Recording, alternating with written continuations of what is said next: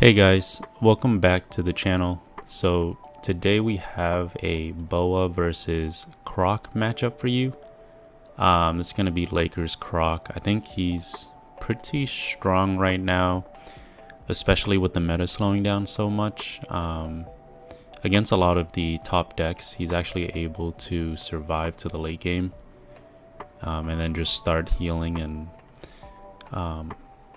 dropping the top end non-stop.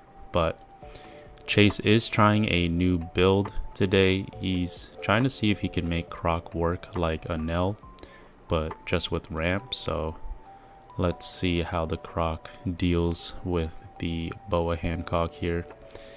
Boa Hancock being a really strong deck into the slower decks as well. So this is just a matter of if Boa can get as much removal as Croc gets top end. So first turn for Chase here, he just swings in, or his 3-Dawn turn swings in and dropping the Miss Wednesday. Yeah, that card just being Croc's main ramp. Every time you attack, she's able to unramp a Dawn, and then since Croc's effect triggers on your opponent's turn, you essentially get a free ramp every time the opponent swings in. So I decided not to swing in there, not letting him get free ramp. I think just waiting to the late game is just fine for Boa, just because she does have a lot of removal.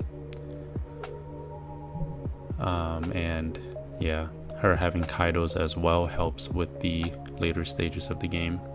But here I kind of just flood board.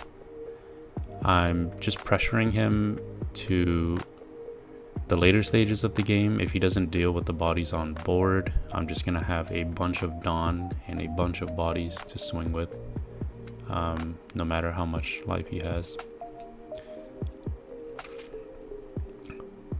So here Croc is just trying to get a search off, finds himself a Bond Clay, plays down the Bond Clay, ramping up 1 Dawn, and then with 3 Dawn up, I think he's just gonna attach and swing here. So he starts off with a 5k swing at lead. Looking back, I definitely should have countered this out, considering he had 3 Dawn up.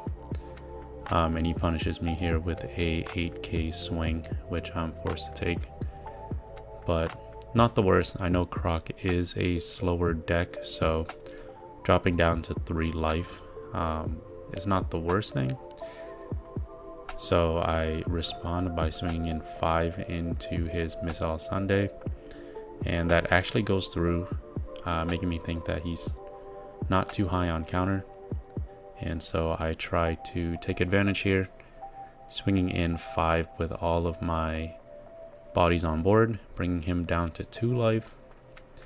And with 9 Dawn up, I should be able to continue pushing and applying pressure here. So I dropped the Kaya, just trying to set up for future turns.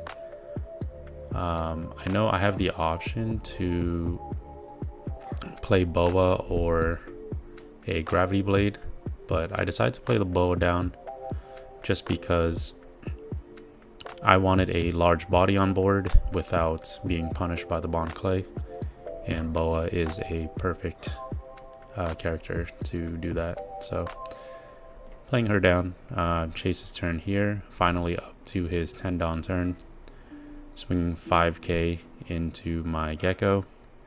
I let it go through just because I do want to continue playing bodies, so didn't want to waste counter on that. And so he drops down his ace and then heals and passes turn here. So this is where Boa really thrives, just because if you have the red rocks in hand and you're not pressured, it's really easy for Boa to just continuously remove these large bodies off the board. And I believe I do have a red rock. Right now I'm just rearranging for the Doflamingo, just because after red rocking, you're able to draw a card. So it's always best to rearrange and then draw. And that's what I do here. So one bad thing is that his bond clay is still active, so he's able to copy my Boa for 8k, but I'm thinking it's not that big of an issue, just because if he drops this Yamato down, he's not able to swing super tall anyways. So swinging a 9 ad lead with the bond clay, that connects, and I should be able to clap back pretty hard here. I do have a lot of bodies to work with, so just poking in 2-2-1. I'm kind of hoping he blocks, and he does actually.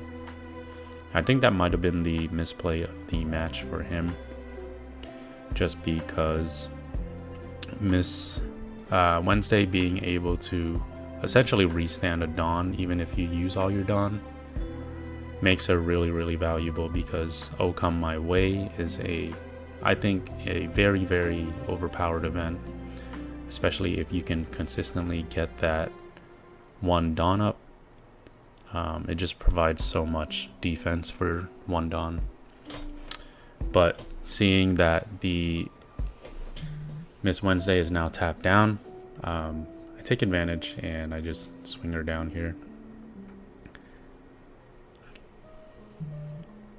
So he actually decides to let her go, and so with 6 Dawn remaining, I think I just start cracking in here pretty hard, because I do have another Boa Hancock in my hand, so I'm able to stun the Yamato and then use my Sengoku to draw another card. So pretty good turn for me here, and then next turn I do have a really wide board. I could just continue to crack in. So he swings in 7 at my Jinbei here. I decide that it's really important that I keep him alive, just so I have the pressure to continuously swing. And with his Croc now up, he's the only card that allows him to essentially unrest the Dawn. So I just get rid of him with a Red Rock. Now I don't have to worry about any of his annoying events, because he doesn't have any Dawn up. So I poke in with a 5k swing. Him taking it means that he's probably very low on counter, so I poke in with another 6k afterwards, just trying to get as much counter as I can out of his hand, and that's probably one of his last counters here. So I swing in 7, and then I have 2 8s coming in. I actually didn't expect for this to go through. I was just trying to get cards out of his hand, but it actually did end up closing out the match. So thank you guys for watching. Please leave a like and subscribe to support the channel, and I'll see you guys next time.